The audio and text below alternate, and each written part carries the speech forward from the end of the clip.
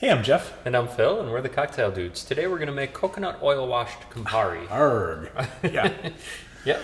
So this was developed for our Pirates Negroni. And it's essentially coconut oil and Campari. Yeah. Right? It gives a little waxy coconut flavor to the bitter, rindy Campari. Yeah. Yeah. Simple to make. Very easy. Yeah. So for a liter bottle of Campari, which is what we have here today, you need 2/3 of a cup of coconut oil. If you have your standard 750 milliliter bottle of Campari, then you need half a cup of coconut oil.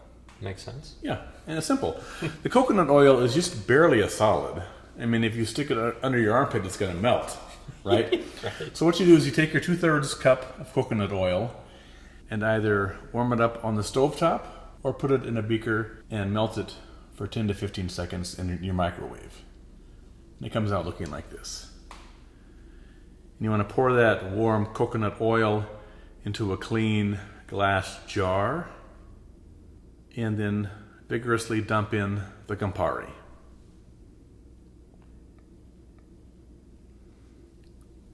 Put on the lid and then shake it about as hard as you can, right? And you want to let it sit there and infuse for 2 to 4 hours. We typically leave ours on the countertop overnight. And every time you walk by, just give it a nice, vigorous shake. The next morning, it will look like this. Just throw it in the freezer for about 2 hours to solidify the oil. Once the oil is a solid, you want to just loosen it from the jar. Then strain it through a fine mesh sieve back into the original bottle.